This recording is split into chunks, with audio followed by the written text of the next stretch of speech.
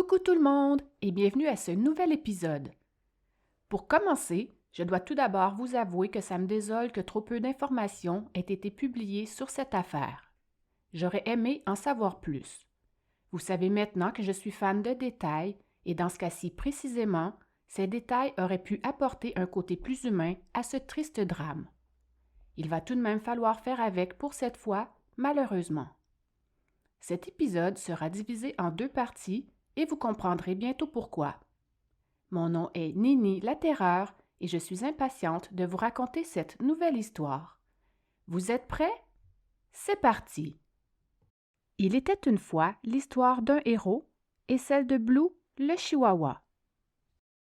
Le 12 novembre 2019, Éric Marciano, un entrepreneur général de 48 ans, marié et père de 3 enfants, aura son moment de gloire et sera louangé par la population pour avoir délibérément provoqué un accident de la route. Oui, vous avez bien entendu. En effet, cet automobiliste montréalais s'est servi de son véhicule utilitaire sport de marque Mercedes comme bouclier pour faire face à un chauffeur poursuivi par la police. Ce chauffeur fonçait directement sur des piétons à l'intersection de la rue Saint-Denis et du boulevard René-Lévesque, en plein centre-ville de Montréal. Le tout s'est bien sûr déroulé très rapidement. Mise en contexte. Ce mardi midi-là, en pleine heure de pointe, Samuel Tremblay est à bord d'un véhicule et roule de façon bizarre et à grande vitesse sur le boulevard René-Lévesque. Des policiers le repèrent rapidement car il a une conduite dangereuse suivie de multiples dérapages et ce comportement anormal leur fait immédiatement craindre le pire. Ils pensent aux autres automobilistes bien sûr, mais ils pensent surtout aux nombreux piétons aux alentours. C'est après avoir grillé un feu rouge que la voiture du chauffeur va enfin s'immobiliser et se ranger sur le côté.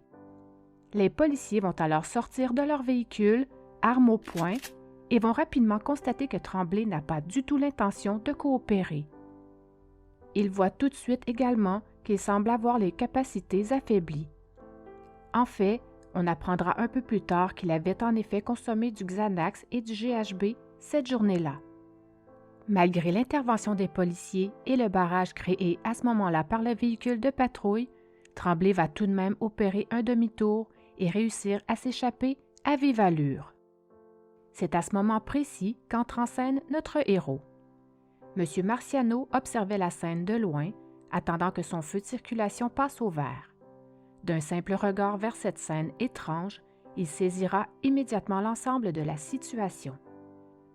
Voyant que le véhicule du forcené se dirigeait à vive allure tout droit vers des piétons qui s'apprêtaient à traverser l'intersection, il n'hésitera pas une seule seconde en s'empressant d'aller lui faire barrage avec son véhicule, en klaxonnant et en zigzagant pour s'y rendre à temps, et, comme dit précédemment, en provoquant intentionnellement un accident et terminant sa course contre une voiture de taxi. Tel un héros, il a donc littéralement provoqué la collision pour sauver la vie des piétons qui traversaient la rue à ce moment-là. Il dira plus tard que c'est au moment où il a vu ce chauffeur essayer de fuir les policiers que déjà le drame à venir se profilait dans sa tête. Il n'a alors fait ni une ni deux en se déplaçant le plus rapidement possible pour aller bloquer l'intersection et épargner ainsi plusieurs vies. Après les faits, il racontera que s'il a agi aussi rapidement, c'est parce qu'une affreuse pensée s'est immiscée dans sa tête, soit celle du terrorisme en Europe. Eh bien oui, M. Marciano a eu un flash de toutes ces fois où il avait entendu aux nouvelles télévisées les nombreux cas où des forcenés fonçaient littéralement dans des bains de foule, et il s'est dit que ce genre de choses ne pouvait pas arriver chez nous, au Québec, et je ne peux qu'être d'accord avec lui, évidemment. Il s'est alors dit que ça ne prenait qu'un seul geste pour pouvoir changer les choses. Écoutons un bout d'entrevue que ce brave homme a passé à l'émission de Bernard Drinville au 98.5 FM après cet événement qui aurait pu être beaucoup plus tragique.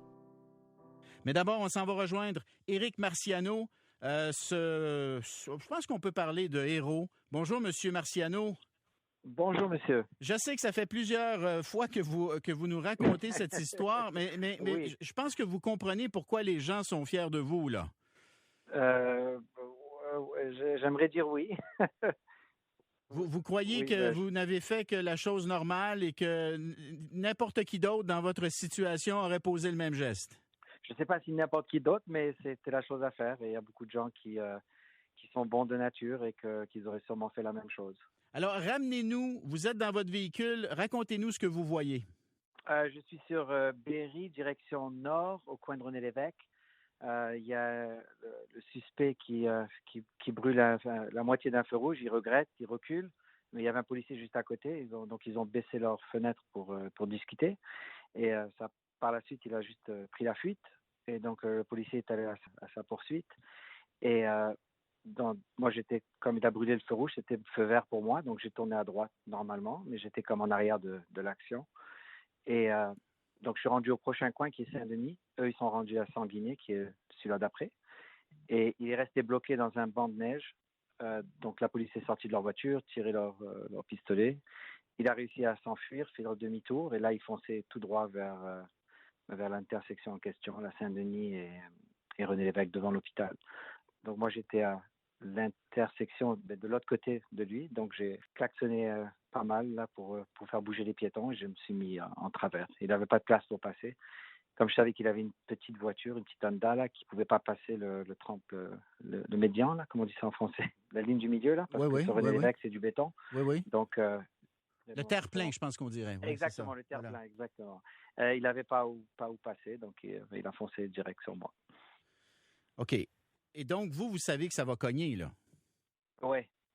Vous êtes attaché, vous dites, garde, au pire, quoi? Au pire, je vais avoir une commotion cérébrale? Moi, j'ai comme mis les flashs en une seconde et j'ai sauté de ma voiture. Je suis sorti de la voiture.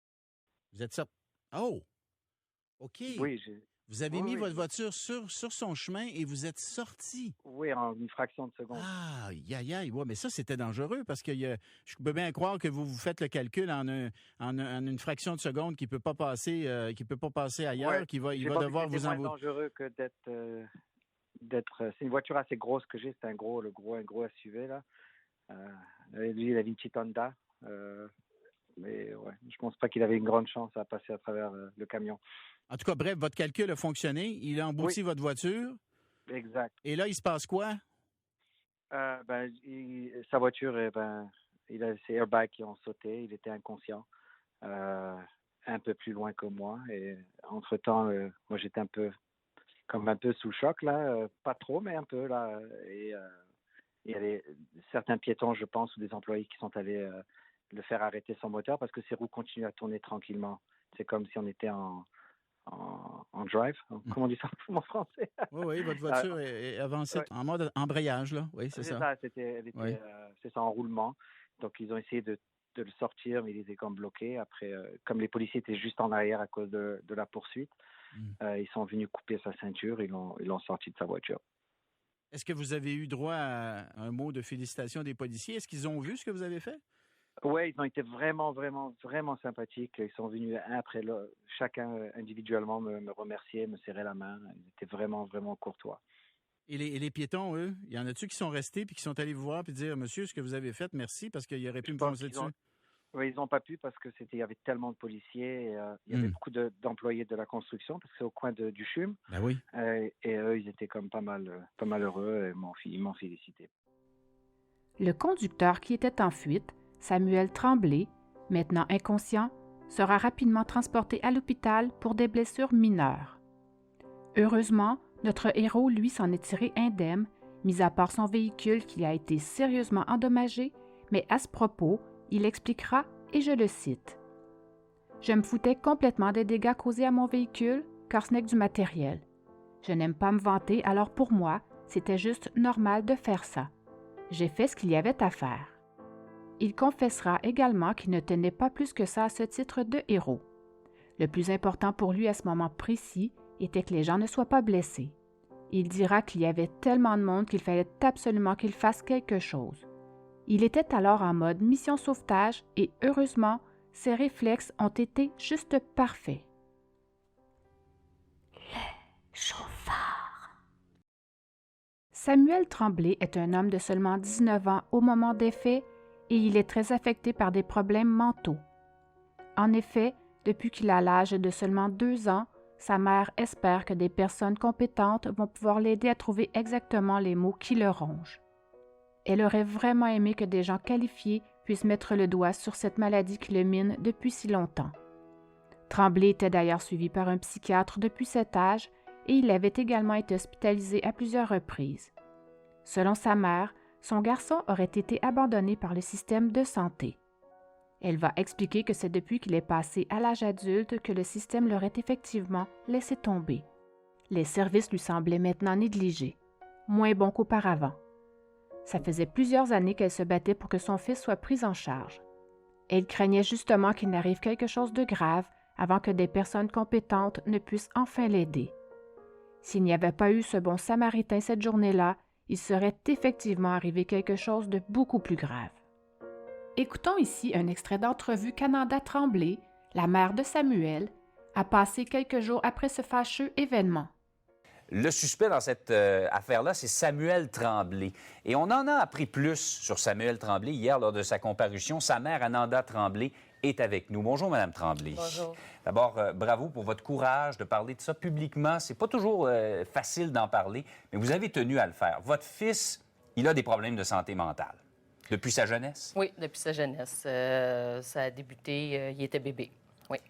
Et comme plusieurs personnes, je suppose, souffrant de problèmes de santé mentale, il ne veut pas prendre ses médicaments. Non, bien évidemment, mais là, il n'y en a même pas. Depuis l'âge OK. de 18 ans, il n'y a plus de prescription. Sa prescription a terminé en prison. Ils n'ont pas voulu lui renouveler en prison. Donc, ça a été arrêté en prison et il n'a pas revu de psychiatre. Donc, c'est des portes tournantes pour lui. Il rentre en prison, il ressort, il a le même problème, il recommet les mêmes actes. Il est accusé de quoi dans le passé? Les mêmes accusations que présentement, délit de fuite, conduite dangereuse. Moi, j'en ai parlé à la cour au juge que Samuel Tremblay avait des problèmes de santé mentale et qu'il fallait faire quelque chose, pas juste l'incarcérer et le remettre à l'extérieur parce que le problème va revenir. Ça a passé comme dans du beurre. Et là, on se retrouve qu'il y a 2 jours, il a failli tuer ou gravement blesser des piétons. Donc, là, je demande qu'ils reçoivent l'aide adéquate, pas juste qu'on l'enferme en prison.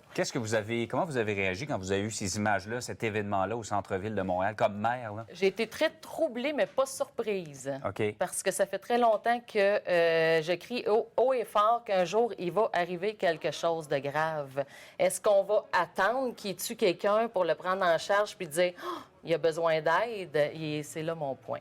Est-ce que vous avez des contacts avec votre fils? Vous tentez d'en avoir, en tout cas? Oui, plus ou moins. Là, c'est un peu... Notre relation est Difficile. C'est un peu difficile. À cause de son état, Oui. il ne veut pas nécessairement se faire aider. Oui. Et vous ne pouvez pas le forcer à se faire aider. Non. Parce qu'il a plus de 18 ans. Mais là, il y a des accusations. Là, il est pris en charge par le système.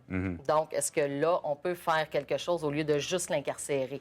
Avez-vous été en mesure de lui parler récemment? Non, même pas avant depuis, ces événements-là? pas depuis les événements, je ne lui ai pas parlé. Et avant ces événements-là? Quelques fois. Qu'est-ce qu'il vous dit, votre fils? Comment il vit tout ça? Ah, bien, il est dans un état, lui, il se sent pas bien. Il se sent pas bien, mais les gens qui ont des problèmes de santé mentale, souvent, ils ont de la difficulté à admettre qu'ils ont tel et tel et tel problème. Il est capable de dire qu'il se sent pas bien, mais ça part vite, parce que sa tête, elle tourne tellement, donc il repart dans d'autres choses par la suite. Arrestation. Notre chauffeur, qui n'a eu que quelques ecchymoses, est donc arrêté et devra répondre à 7 chefs d'accusation, notamment pour vol de véhicule, voie de fait armée, conduite dangereuse et conduite avec facultés affaiblies. Avant de comparaître pour son enquête à propos de sa remise en liberté, Tremblay devra demeurer incarcéré et devra également subir une évaluation psychiatrique, mais malheureusement, cette évaluation passera encore dans le beurre. What? En plus de cet écart de conduite, Tremblay a également fait des petits séjours en prison et durant ces périodes, va savoir pourquoi, à chacun de ses emprisonnements, sa médication n'était pas maintenue. Misère. Il avait, entre autres, été emprisonné pendant 30 jours pour avoir conduit alors qu'il avait eu une ordonnance le lui interdisant. Ce qui me fait dire que cet homme semble vraiment aimer conduire. Concernant cette nouvelle arrestation, sa mère souhaitait vraiment que son fils reçoive enfin les soins appropriés dont il avait tant besoin. Je ne pense pas me tromper en disant que c'était le combat de sa vie, mais la suite nous prouvera que ce suivi n'a pas été fait, Encore une fois, malheureusement. Nous verrons ça plus loin dans l'histoire. Pour en terminer avec cette partie du récit, mentionnons tout de même qu'à la suite de ce sauvetage héroïque, plusieurs remerciements vont être envoyés aux héros sur les médias sociaux et les journaux, à commencer par la mairesse de Montréal qui a tenu à le remercier. Sur Twitter, elle lui écrira d'ailleurs ceci. « Je tiens à saluer le courage de Éric Marciano, dont le geste héroïque a sauvé la vie de nombreux piétons. En mon nom et en celui des Montréalais, je vous remercie du fond du cœur. » Ce qui est d'autant plus touchant, c'est qu'à la suite de la comparution de Tremblay, sa maman ira elle aussi le remercier. Vous venez d'entendre une partie des événements concernant Samuel Tremblay. En voici maintenant une autre, mais cette fois, malheureusement beaucoup plus lugubre et avec une fin beaucoup moins glorieuse. La suite des événements va se passer un peu plus de 2 ans après ceux de la poursuite policière et donc après que Tremblay ait purgé une peine de 17 mois de prison suite aux événements dont je viens de vous parler. Tremblay a maintenant 22 ans et une semaine seulement avant ce que je vais vous raconter, il avait informé sa mère qu'il ne se sentait pas bien et qu'il aimerait bien voir un médecin.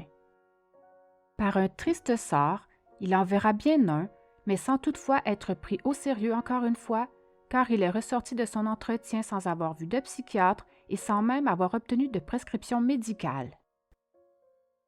Wouf, wouf. Ce matin-là, Tremblay se rend visiter une amie qui vit elle aussi à Montréal. Elle y habite avec sa fille. Ils ont également comme autre membre de la famille un beau petit chihuahua prénommé Blue. Tremblay va tout d'abord commencer à s'amuser avec lui, mais va tout à coup, pour une étrange raison, se mettre à le maltraiter. Je vous épargne ici les détails de cette horrible barbarie, car ils sont trop cruels à entendre, et d'ailleurs, vu la cruauté des gestes qu'il a osé poser sur Blue, une des avocates au dossier a elle-même refusé d'en préciser la teneur en cours. Pauvre petit Blue! Lorsque la fillette remarque son chien qui gît sur le sol, à l'article de la mort, elle va rapidement tenter de le prendre dans ses bras pour l'éloigner et le protéger de ce monstre. Tremblay, très alerte, va immédiatement la pousser jusqu'à ce qu'elle tombe par terre. L'assassin de ce pauvre petit chien sans défense va ensuite reprendre Blue par le cou et continuera de le rouer de coups et de finir par l'achever avec ses mains. My God, je trouve ça tellement effrayant. Ayant atteint son but, il finira par le lâcher et le déposera dans une boîte à chaussures avant de le mettre au congélateur. What the fuck? Les cris de sa fille arrivant à ses oreilles et apprenant ce qu'il venait de se passer, c'est en panique que la maman va vite s'empresser de prendre le téléphone et de tenter d'appeler la mère de Tremblay, mais il réagira encore une fois au quart de tour et va lui lancer cette menace à glacer le sang. Si tu appelles la police, la même chose se produira. Si tu essaies de partir, je te tuerai, comme j'ai tué Blue. Ouf! Il lui dira également qu'elle est une merde. Tremblay sera alors arrêté, mais l'histoire ne dit cependant pas de quelle façon la police sera finalement prévenue, mais l'important pour l'instant est bien sûr qu'il soit enfin arrêté. À la suite de cet événement, il sera bien sûr incarcéré et plaidera coupable au chef d'accusation d'agression sur une enfant, de séquestration, de meurtre et de mutilation volontaire d'un chien. Il est donc détenu depuis cet événement et a été condamné à 2 ans de prison moins 1 jour. Bien fait pour lui. Conclusion. La décision audacieuse et courageuse de M. Marciano a permis de sauver plusieurs vies. Il a fait preuve de bravoure et d'héroïsme. Il n'a pas hésité à mettre sa propre sécurité en péril afin d'éviter un ensemble d'événements tragiques. Malgré la tôle froissée, personne n'a été blessé et le fugitif a pu être arrêté à ce moment-là. Quelques secondes de plus et c'était le chaos. Poser un tel acte de façon spontanée pour protéger la vie de citoyens mérite notre plus profonde reconnaissance. Malgré ces malheureux événements et son emprisonnement, Tremblay n'a toujours pas été pris en charge par le système de santé, même si dans le rapport criminel, les experts ainsi que le juge ont fortement suggéré qu'il soit vu par un psychiatre. De toute évidence, la chance l'a trop souvent oublié, le pauvre. Tremblay a été placé en cage, façon de parler bien sûr, à la prison de Rivière-des-Prairies, dans un confinement très très serré, et ce, à sa propre demande. Il n'a bénéficié d'aucun soin durant sa détention. Il n'a pas vu de médecin ni de psychiatre. Le juge avait pourtant recommandé aux autorités carcérales qu'il soit vu à l'infirmerie pour y recevoir les soins nécessaires. Espérons tout de même qu'il finira un jour par connaître ce mal qui le ronge depuis toujours, car il sait très bien qu'il est un danger pour la société. Voilà, c'est ici que se termine cette triste histoire. J'espère que cet épisode vous a plu. N'oubliez pas de me laisser un commentaire pour me dire si vous avez aimé ou pas, et cette fois, j'aimerais également savoir si vous auriez pu être ce héros si vous aviez été dans cette même situation. Vous pouvez aller dormir maintenant, mais si j'étais vous, je jetterais quand même un œil sous le lit et, comme votre maman vous l'a dit sans doute 1000 fois, je regarderais des deux côtés de la rue avant de traverser. On ne sait jamais. OK, bye!